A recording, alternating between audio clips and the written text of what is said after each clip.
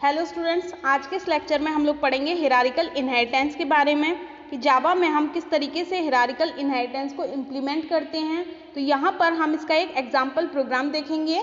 तो उससे पहले हम देख लेते हैं कि हमारा जो हिरारिकल इनहेरिटेंस है वो क्या होता है। हिरारिकल इनहेरिटेंस में आपकी एक पेरेंट क्लास की प्रॉपर्टीज़ को दो या दो से अधिक आपके चाइल्ड क्लास अपने अंदर इनहेरिट कर सकते हैं।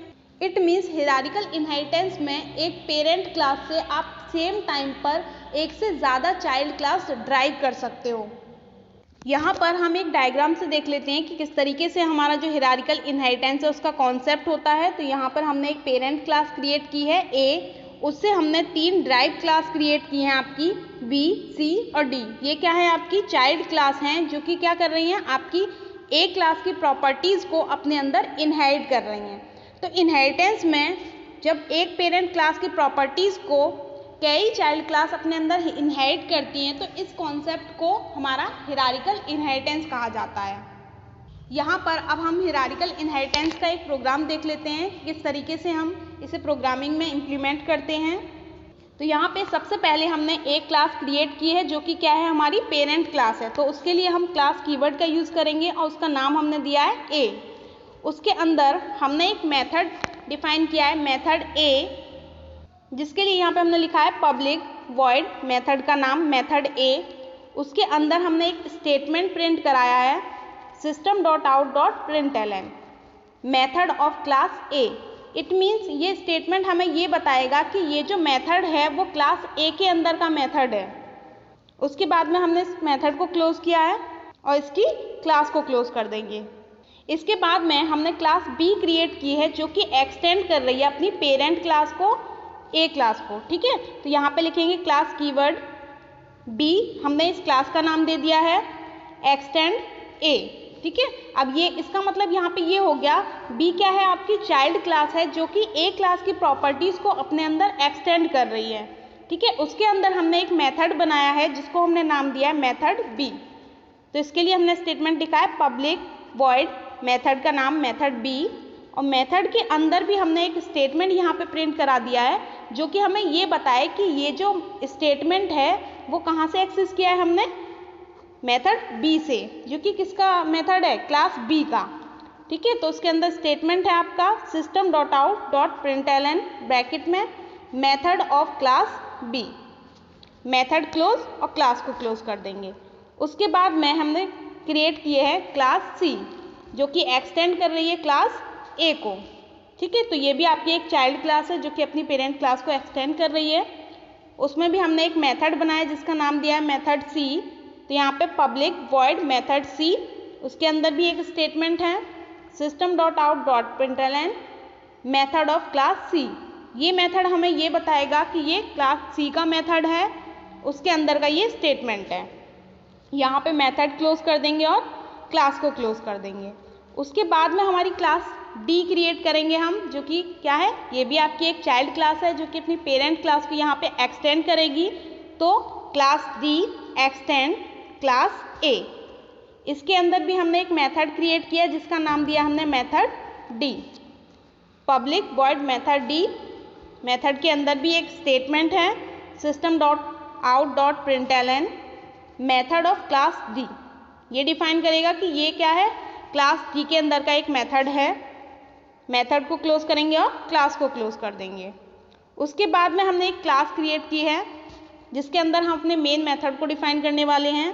तो यहाँ पे क्लास, मैंने यहाँ पे इसका नाम दे दिया है हिरारिकल। ठीक है, इसके अंदर आएंगे public static void main string args, आपका मेन मेथड। ठीक, उसके बाद में हमारी जो चाइल्ड क्लास हैं उन क्लासेस के हम लोग क्या करेंगे, ऑब्जेक्ट क्रिएट करेंगे और उन ऑब्जेक्ट के द्वारा ही हम उनके मेथड की कॉलिंग करेंगे। तो यहाँ पर हमने सबसे पहले बी जो क्लास है उसका ऑब्जेक्ट क्रिएट किया है। उसके लिए हम लिखेंगे क्लास का नाम बी, ऑब्जेक्ट का नाम दिया है मैंने यहाँ पे obj1 is to new B का कंस्ट्रक्टर। ठीक इसी तरीके से हम सी और डी का भी ऑब्जेक्ट क्रिएट करेंगे, c.obj2 इसका नाम दे दिया है मैंने इज टू न्यू सी। उसके बाद में डी का डी obj3 इसका नाम दिया है इज टू सी और डी का कंस्ट्रक्टर। अब इसके बाद में मैंने एक कमेंट लाइन लिखी है जहाँ पर मैंने ये लिखा है कि जितनी भी हमारी क्या है क्लासेस हैं वो क्या कर रही हैं, एक्सेस कर रही हैं क्लास ए के मेथड को। All classes can access the method of class A. तो यहाँ पर हमारी जो चाइल्ड क्लास हैं उनके ऑब्जेक्ट के द्वारा हम क्लास ए मेथड का जो मेथड ए है उसकी कॉलिंग करेंगे। तो यहाँ पे देखिए obj1 हमारा जो था वो बी क्लास का मेथड, बी क्लास का ऑब्जेक्ट था, उसके द्वारा हम मेथड ए की कॉलिंग कर रहे हैं। उसके बाद में आपकी जो सी क्लास थी उसके ऑब्जेक्ट के साथ में हम मेथड ए की कॉलिंग कर रहे हैं। उसके बाद डी का जो ऑब्जेक्ट हमने क्रिएट किया है उसके साथ भी हम मेथड ए की कॉलिंग कर रहे हैं। क्यों? क्योंकि ये क्या है, ये एक पेरेंट क्लास थी जो किसके अंदर आपने इनहेरिट की थी, जितने आपने चाइल्ड क्रिएट किए थे उनके अंदर इसको हमने इनहेरिट किया था। तो यहाँ पर इस तरीके से ये तीनों चाइल्ड क्या कर सकते हैं, इसकी कॉलिंग कर सकते हैं और इसको यूज़ कर सकते हैं। उसके बाद में हमारी बी, सी और डी क्लास के अंदर के जो मेथड थे हमने उनको भी यहाँ पे क्या किया है, कॉल कर दिया है। तो आपका ऑब्जेक्ट 1 मेथड बी की कॉलिंग, ऑब्जेक्ट 2 डॉट मेथड सी की calling, object 3 dot method D की कॉलिंग। ठीक है, यहाँ पे मेन मेथड आपका क्लोज हो गया और क्लास को क्लोज कर दिया है। तो ये आपका एक प्रोग्राम है हिरारिकल इनहेरिटेंस का। अब हम देख लेते हैं इसका आउटपुट क्या आपका आएगा। तो सबसे पहले यहाँ पर हमने क्लास ए जो थी उसकी कॉलिंग की थी, उसके मेथड की कॉलिंग हमने डिफरेंट जो हमारी चाइल्ड क्लासेस बनाई थी उनके ऑब्जेक्ट के साथ में की थी। तो यहाँ पर हम इसका जो आउटपुट हमें मिलेगा वो हमारी क्लास ए का मिलेगा। पहला आएगा मेथड ऑफ क्लास ए, दूसरा भी आपका आएगा मेथड ऑफ क्लास बी, क्योंकि पहले वाले की कॉलिंग हमने बी से की है, दूसरे की सी से की थी और तीसरे की डी से की थी। तो मेथड ऑफ क्लास ए ये आपको 3 बार प्रिंट होगा क्योंकि तीनों चाइल्ड क्लास ने इसको कॉल किया था। उसके बाद में हमने बी मेथड की कॉलिंग की थी, तो यहाँ पे आपका प्रिंट होकर आएगा मेथड ऑफ क्लास बी। उसके बाद मेथड ऑफ क्लास सी की कॉलिंग थी, तो यहाँ पे मेथड ऑफ क्लास सी आपका प्रिंट होकर आएगा। और लास्ट में हमने कॉलिंग की थी डी मेथड की, तो यहाँ पे प्रिंट होगा आपका मेथड ऑफ क्लास डी। ठीक है, तो ये आपका इस प्रोग्राम का आउटपुट आएगा।